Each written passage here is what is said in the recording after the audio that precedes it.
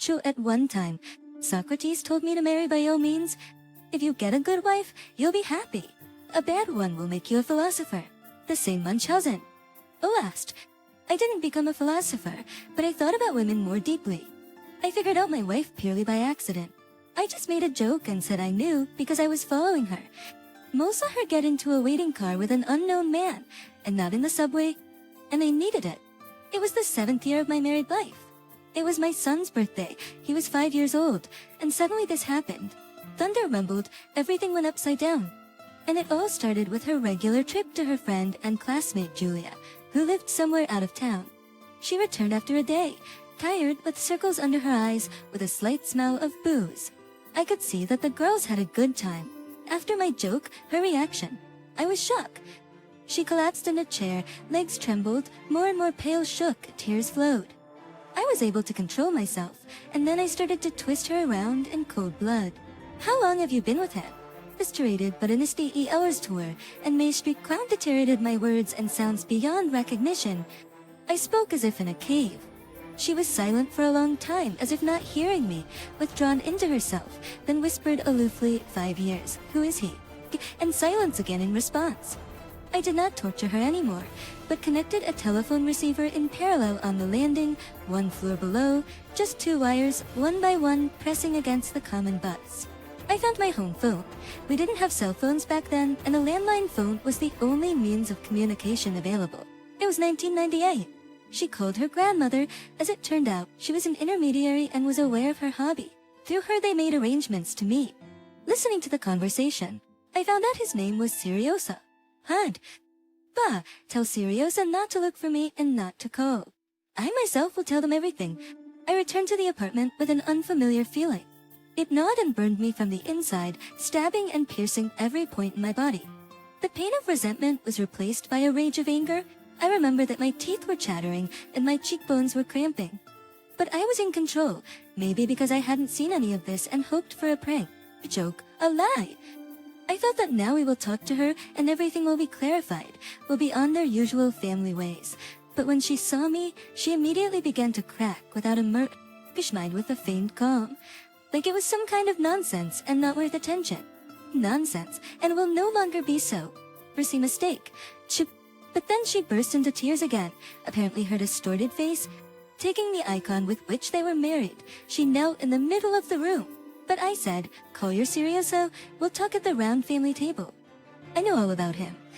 She was struck again, as if by an electric shock, and I again took a punt because I did not know who this man was. You know he's at work now, or I'll call. It's okay to get him on the phone, invite him over for the evening. I played along with myself. And then I was struck. No, finished a hunch. It's Stereoga, my colleague and friend. After all, I myself had invited him once to visit about 5 years ago, and we have always been happy to him, treated as family, so close that the wife began to share. Just like that, overnight. I lost my friend, and most likely my wife, and he is also married with 2 children. Well done, Stereoga. Great arrangement. So that's why they had such a frightfully guilty look 3 or 4 years ago when I returned one day earlier than usual and ran into him and his wife at the door of his apartment. They were just coming out. If I had come in half an hour earlier, I probably would have been in jail by now. Or maybe I would have been acquitted if I'd caught them in the crib in the famous poses, enjoying sex. He came in, brought a bottle of vodka, put it on the table, and didn't take off his jacket. And understandably so. He was a fan of all the fancy gas pistols of the time. His name was hung like Rambo, and they were obviously gnarled in his pockets. So he was afraid. We sat down at the table. Empty this time, no serving, just a bottle of vodka in the middle. You love her? I nod toward my spouse's panorama, standing in the distance. Yes, I've got a quick one in a clod. Then I answered with a sound. Victor, and you him without looking at his wife. The Esters, I love him. With a sassy note, she answered, call your wife and call her here. I handed the receiver of the landline. Survey? But Sergey shook his head. Not ready, he said. And understandably, where would he live later? For sure, his wife would kick him out of his apartment in his village in the Vologda region. The silence lingered. His refusal to call his wife clearly showed the level of relationship they were in. The boy was clearly having fun. Fine. convenient, and a permanent alibi. Because a friend of the family. When I want, I come. I hadn't yet fully grasped the tragedy. It's of what had happened and hadn't really thought deeply about it. No decision had yet been made. The hatred for him and for her would not settle in my head. I just told him to get out of here. I hope I never meet you in this life again. Serioza muttered something as he left. No, I think we'll meet again, and cried in his hand jacket. He closed his eyes and went out the door. It's been 20 years. And we still haven't met, haven't seen each other. He left, and you, why are you sitting there? Run, catch up with him. I won't live with you. Anyway, she sat motionless for a minute, then rushed after. Yes, not her. For the first time in my life, in those moments, I was truly alone. Minutes of reflection passed, and for me, it was years, the very years that were now so easily thrown away, erased from my life. 7 years flashed before my eyes like an accelerated video. Here was the wedding. Congratulations. Wishes for family happiness. Here is her grandmother giving me a bouquet of white roses and kissing me on the cheek.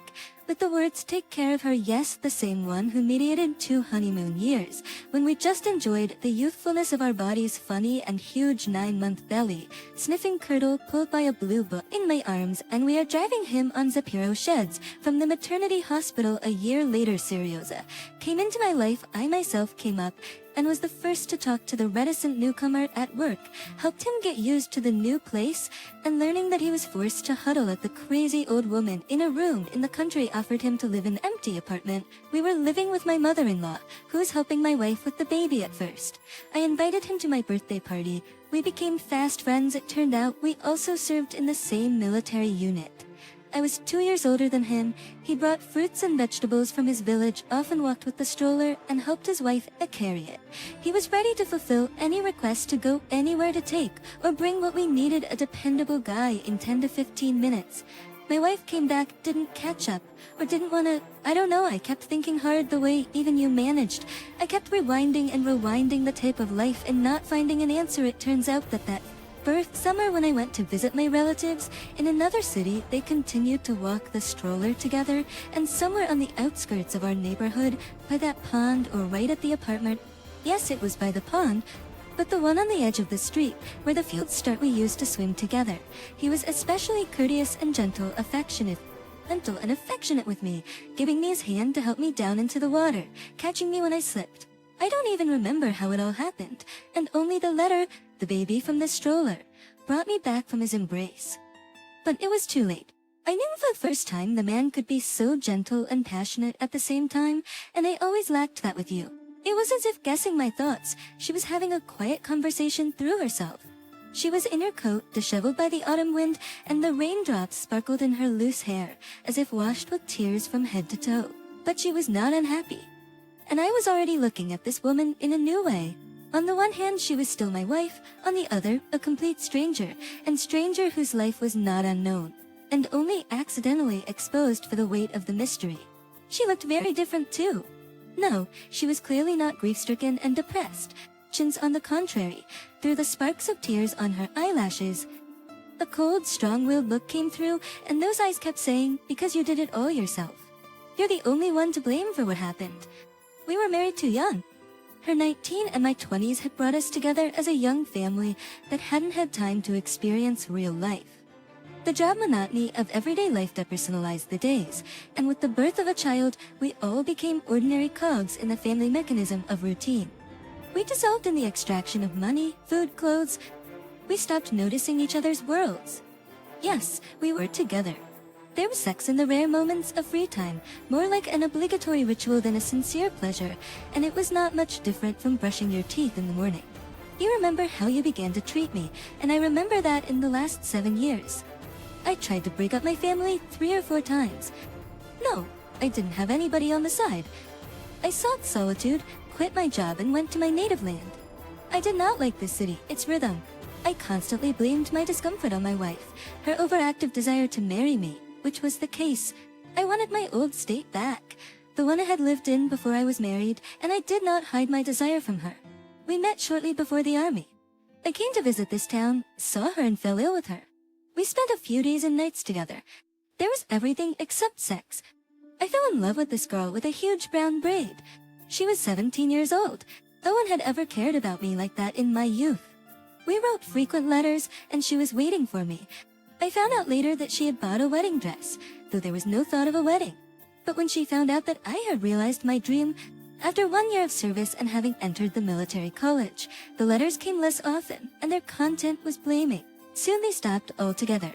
My last letter reproached me, saying that they didn't think, and that she didn't want to spend time in garrisons and military bases all over the USSR. I was absorbed in my studies and did not think about anything else. A cadet in the Soviet army was not supposed to think about his personal life. The state and his father's commanders did it for him. The time was already uneasy. It was 1990. The state system was cracking, and even we cadets began to notice it. They canceled the compulsory membership in the Komsomol and the party. They started letting us go on leave with a sleepover. She used to come to the school all of a sudden, having traveled a few thousand kilometers with bags full of homemade delicacies. She stood waiting for me at the checkpoint, exhausted from the long journey and the weight of the heavy bags. I hadn't seen her for over a year, and I confess, I didn't recognize her at first. I was released for 2 whole days on leave, and we checked into a hotel. There was no crawling out of bed, caressing and kissing. But my frank onslaught and desire for more was repulsed by her, and I got nothing out of her. Yes, we were both virgins and still were. But she reached her goal, managed to convince me to quit school and come to live with her. Homemade buns, pies in the arena, stories about another beautiful life did their job. I decided to write a report on my graduation from military school. The intoxicating taste and warmth of a young woman's body kept my lips, eyes, fingers. It made me think nothing else but to return to her as soon as possible.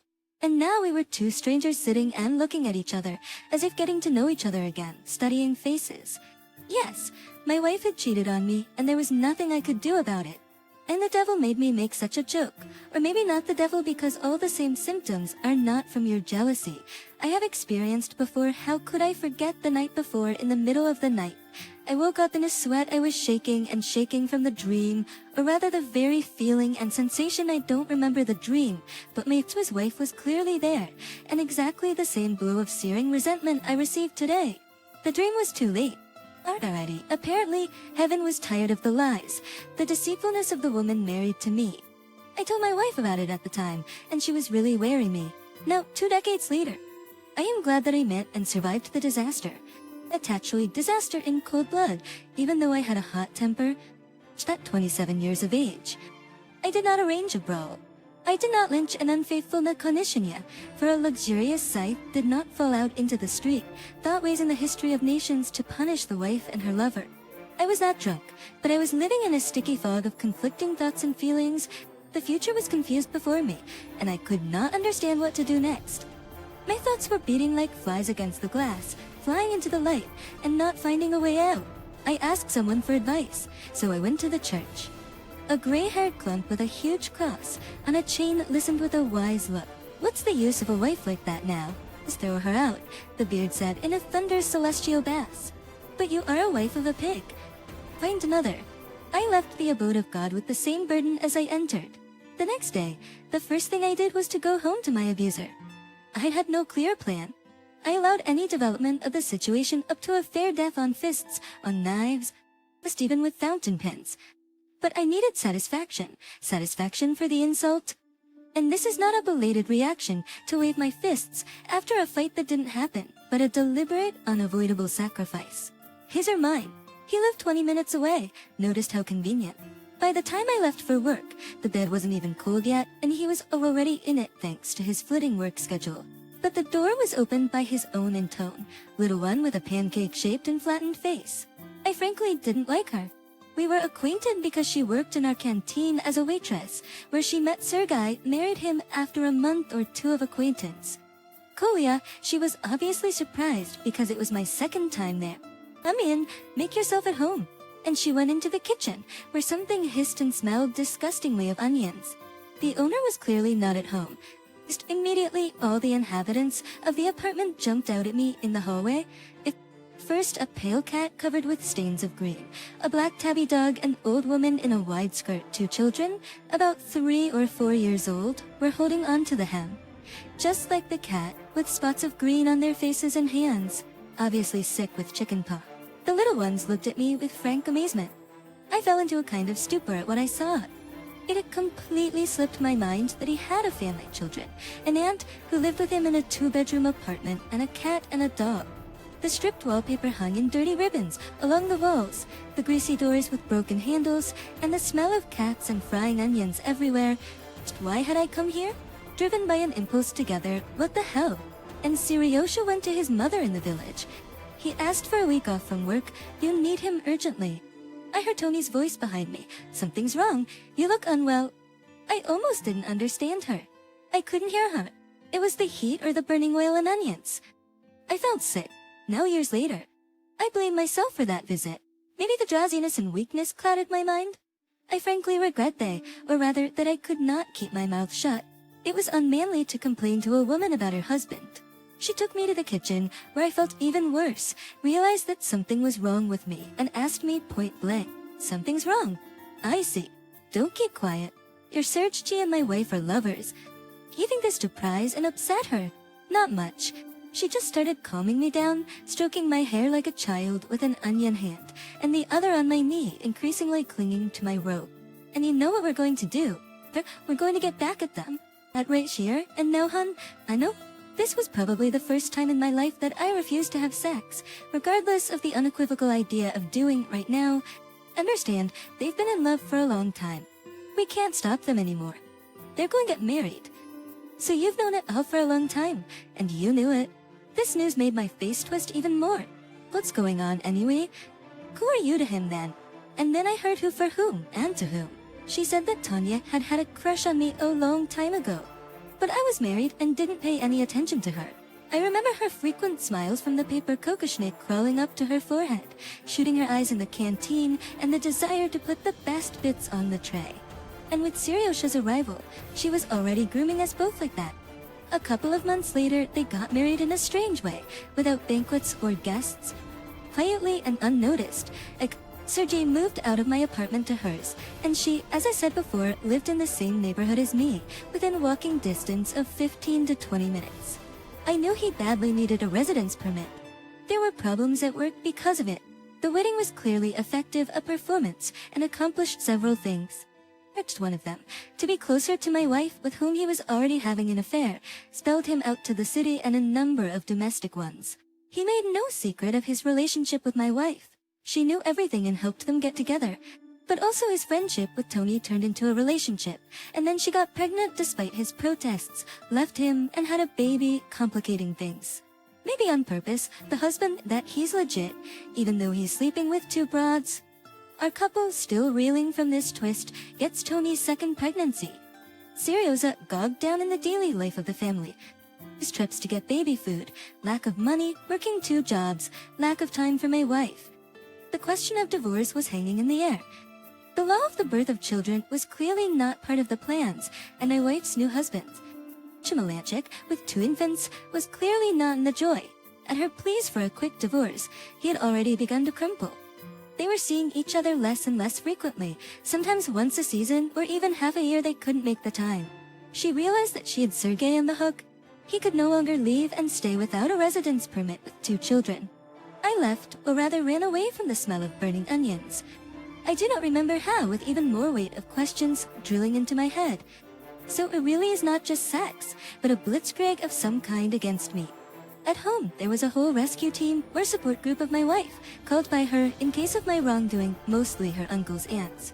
As excoriations at Diast, Agoti Pani 80-year-old grandmother, the liaison came, looked at me silently, sternly, scowling.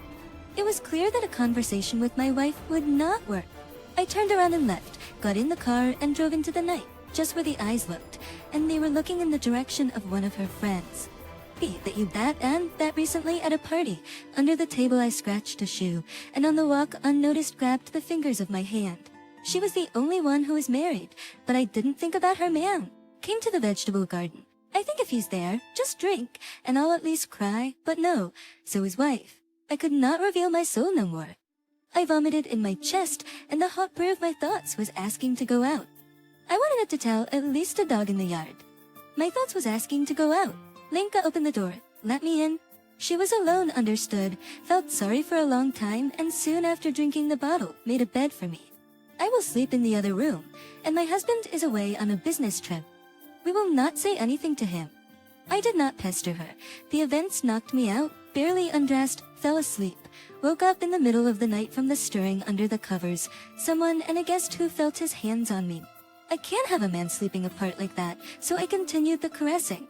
We parted in the morning, both of us sleep-deprived, wrinkled, and a little ashamed to stare intently into each other's eyes. I went home, where I was met by my own strange wife. Dinner, candles, and sex, like I had never had with her before. So the value of it for me, and now, after 20 years, is not, and together we are 27 years. We're all good, except I never kiss her on the lips, and she knows why. Those events, oddly enough, have only strengthened our union. I got a new wife who cares and thinks about me for two, and I got two women in her one person, a wonderful mistress and wife. 9 years ago, we had a beautiful baby girl in the family, and our son is now 25. Such was the storm that threatened to drown many fates in the glass. And thank you, Sure Yoga, for discovering and giving me such a woman.